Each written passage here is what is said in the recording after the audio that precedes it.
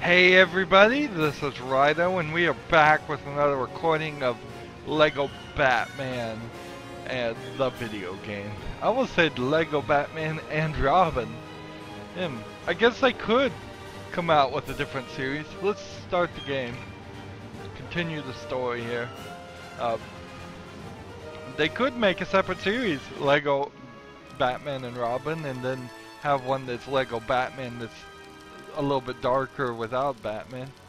But again, that gets into the whole problem of you really probably should not do a dark Batman story in a Lego game. That's just cross advertising. That's kind of weird. Here we go. Dr. Harleen Quinzel was Joker's psychiatrist at Arkham Asylum until she fell in love with him and reinvented herself as the madcap villain Harley Quinn.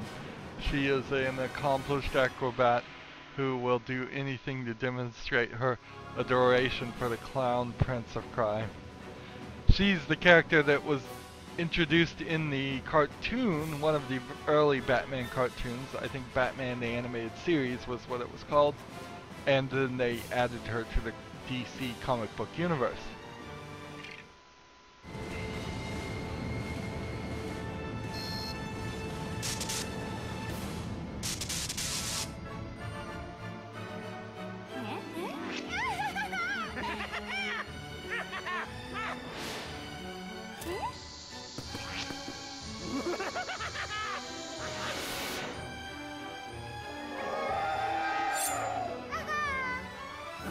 That poor elephant.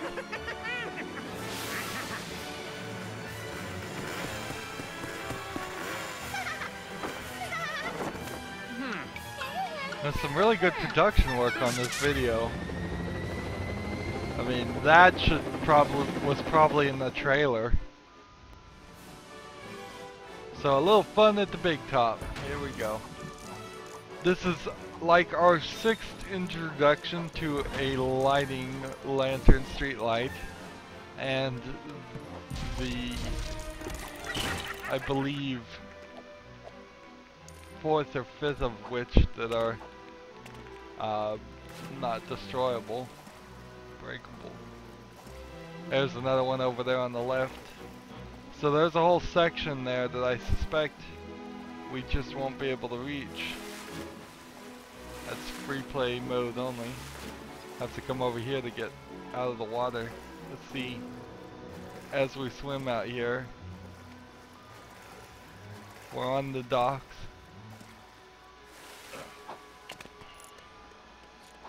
So let's try to get superhero. That's silver, so we would need a car or a bomb to blow it up. Sometimes cars can break them.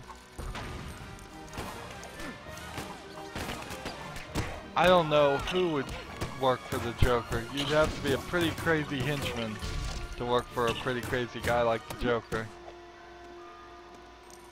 There's some silver struts that I assume are just going to be blown up.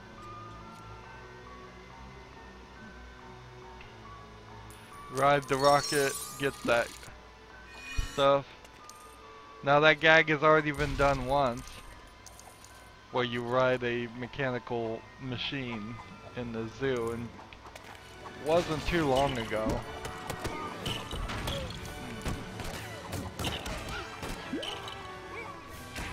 So for levels that only have 5, for chapters here, that 3 chapters have 5 levels in each, it is a very scary thought to think that they may have had 3 teams or more making this game.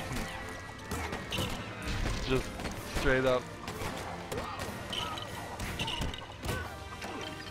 But it often in Lego games feels like that. It feels like different offices around the world of TT Games or their subcontractors are given assignments to do something to build the game, and then it all gets glued together and then it's slightly different. And in some places, it being slightly different is fine. For example, the ladder here.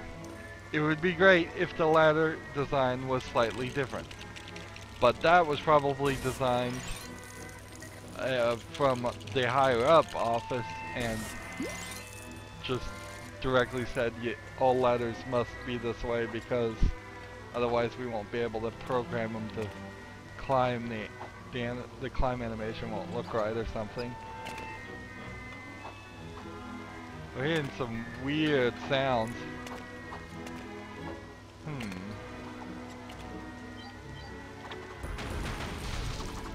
So one of the suit upgrades is that you can target more things with the batarang. In fact, several of the suit upgrades actually do sound like they might be useful. This ladder makes no sense. It's just there to get to this point, to get to this point, to get to this point, to maybe try to reach that point, just to get more coins.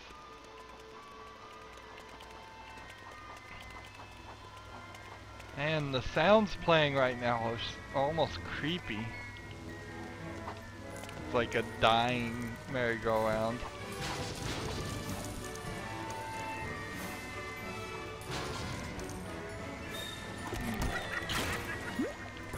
So we've got the little Joker boxes now as enemies. I kind of liked the Joker boxes instead of yet another group of enemies. Well, where am I supposed to get the glide suit?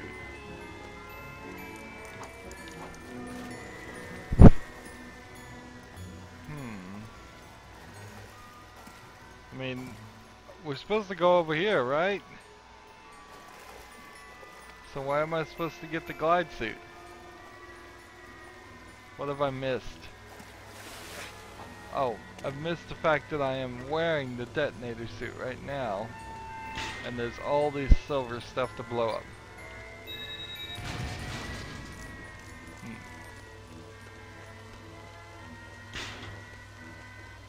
I've obviously not been paying enough attention. There we go. So I don't think I'm gonna get the glide suit. I think I'm just supposed to go through here.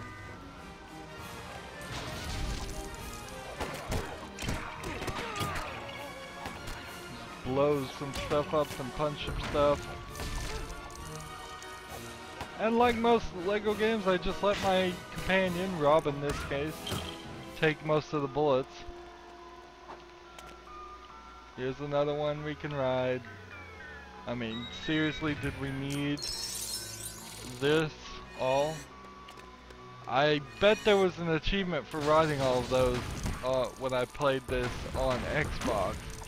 But as far as Steam achievements and such, they don't exist. So, that is a good thought about just thinking about how you're gonna play games in your future. Say you bought a video game when you're 10. When you're 20, if it was a console game, it's probably not going to be playable on that console thing. And it's going to be a lot of work or impossible, depending maybe, to try to emulate that game. And even if it is emulated, there's no guarantee that there would be an ecosystem as far as achievements or anything like that. So my point here is if they put in elements and make the games so that you have to ride each one of these mechanical rides, and that's a major, well, not a major, but a minor element to the game, and they put work into that. But then you turn around and the second time you play it, are playing it on something like Steam where they don't integrate those things, you have elements such as these mechanical things that are simply going to be odd oddities. There's a repetitive statement, but there are going to be just these strange things in games that are going to not make any sense. And it will, there are plenty of other examples, none of which I can think of right now, but there are other examples of games where you do just completely ridiculous things that would be that make no sense to the actual story for the achievements, and with the achievements gone, it doesn't make any sense at all.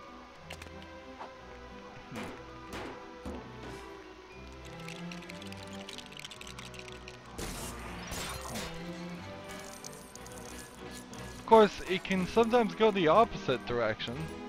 Recently, a game that I've already covered called Gone Home has come out on console, and one of its leaderboard's measurements is how many steps you've taken.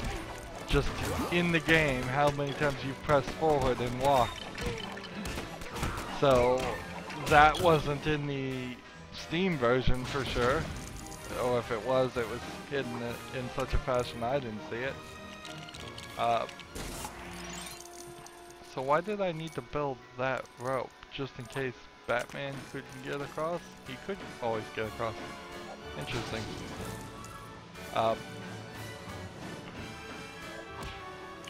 So, some games will be built for PC originally, and I think that is probably going to be more and more often the case as time goes on.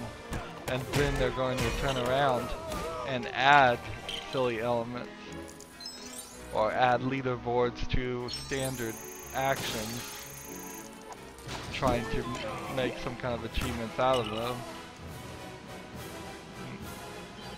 Do I really need to hit all of these? Well, they will give me coins. Take those studs. I keep calling them coins, but they're technically studs. But by the time you play like the Lego Marvel game, even they are calling them coins in the game. It's so interchangeable a concept. I guess you could very well make the argument that they are the Lego personification of coins. That the gold stud is actually a gold coin. I don't know how you would actually depict a different coin size object without using studs.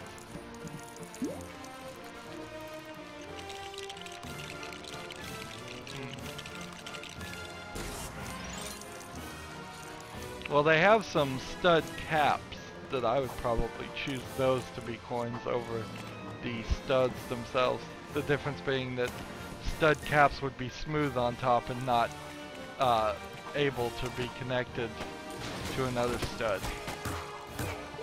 Looks like we're gonna pull out that accumulator Robin suit and use some of that.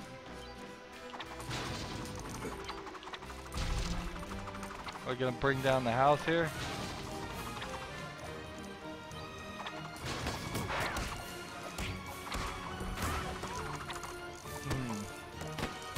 That's a little strange. It's breakable, but that doesn't open the door or anything.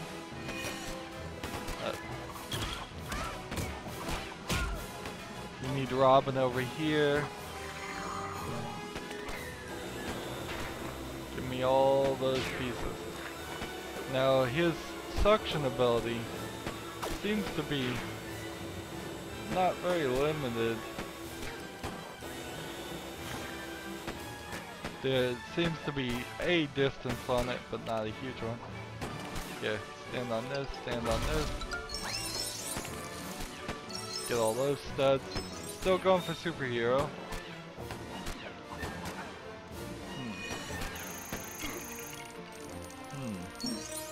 Thought the Sonic might break the glass on these things, and it does. And when those are broken, that lets him suck up some more pieces, which is what we need.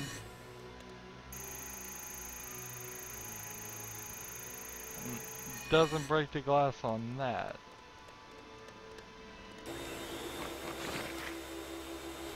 We need 9 more pieces.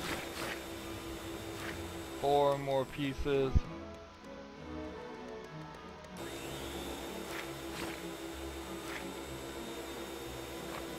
Should have enough now.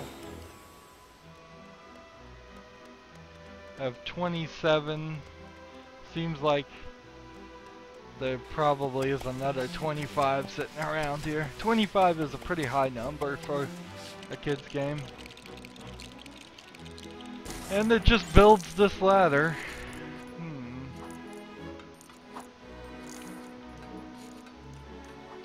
I'm just not into it. I am just totally not into the concept of having to run around the second time to collect studs. It seems like it's just unnecessary extra work. Can't break that glass.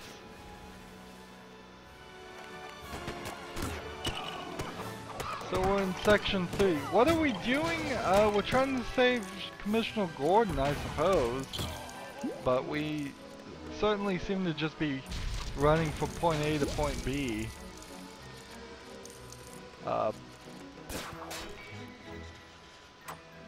It would be nice if there was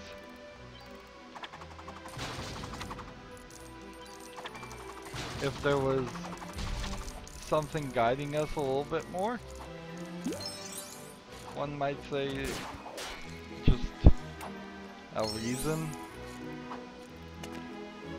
Alright, nothing in there but some coins. There's some water here on the dock front. We could swim in that again if we wanted to.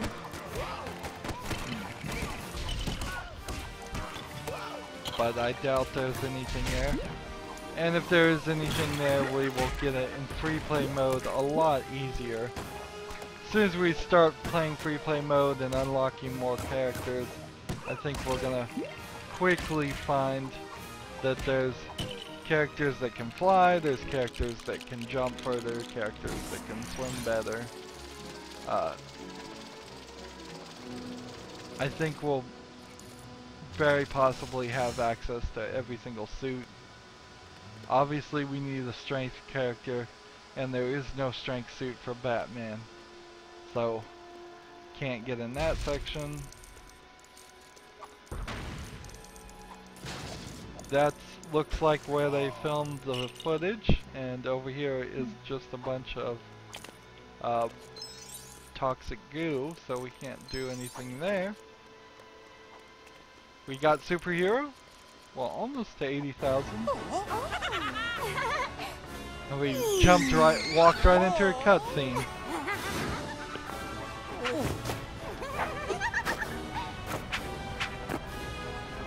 Harley Quinn. Harley Quinn has actually had a pretty good reception for her rebooted, most recently rebooted comic book series. That, to the point where I think they're pushing her book series more than most by far. This is a pretty good fight because all it is just running around the circles trying to get her. I guess maybe I could try and throw this at her. Nope, that doesn't work. If this was only 3 times that you had to play catch, I'm not opposed to a level just being play catch. She gets dizzy, you can hit her. So if that was 2, and then we take care of these guys and she jumps back down and we hit her 3 times, that would be a fine fight.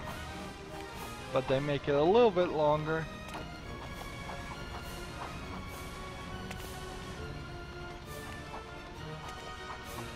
Maybe I have to make her dizzy by going the opposite direction. Is that what we're doing?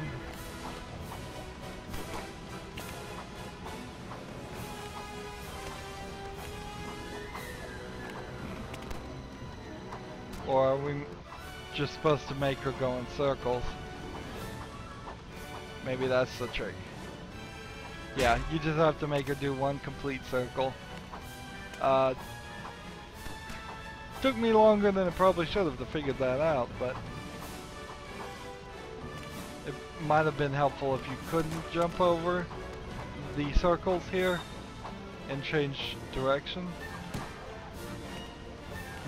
So yeah, that would have been alright. I've figured out the trick. I've done the fight.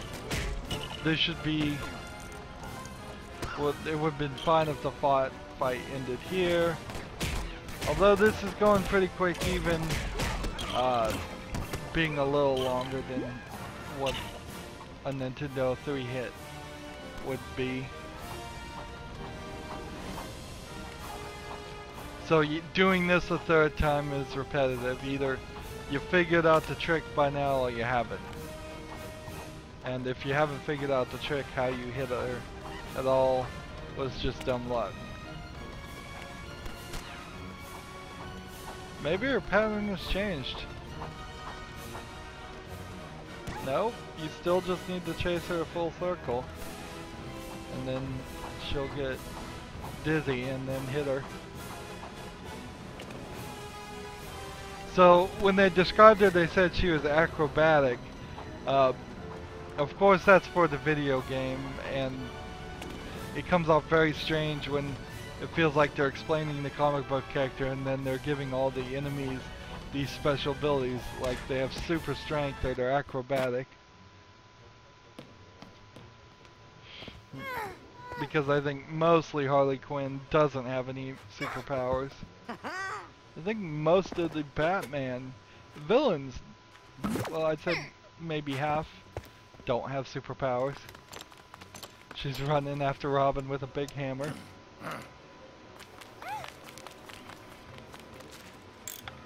Batman's trying to figure out the combination to the door. She's got an alligator.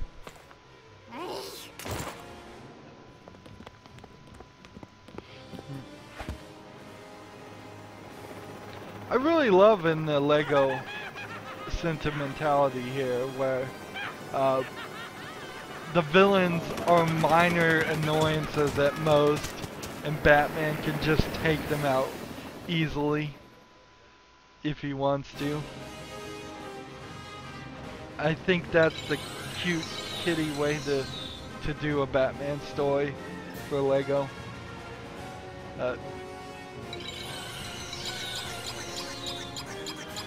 We got superhero, that's good. I think superhero gets us a hero super kit. I think that's how it works. That seems to be how it works. So I have found out that there are enemy missions. We kind of knew that, but I've confirmed it now. It might have been smarter to play the enemy missions a little bit in between each chapter.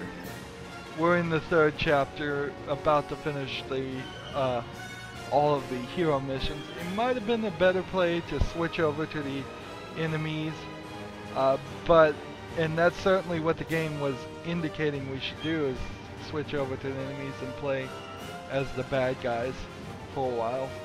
But if they really wanted to make sure you played that way, they shouldn't have just thrown you into the Batcave. They should have just made you play as the enemies in the story. No, there really is no problem with taking the 30 levels and just having them all be continuous and not adding credits till the end, instead of adding credits at the end of each chapter. Anywho, that's going to be it for this recording. As always, I ask you to like, share, subscribe, comment if you want to, and watch every second of my videos. All that helps me out. If you want to support me, you can click on my name, Rydo. On the right will be a blue button that says support this channel. Click it, make a donation.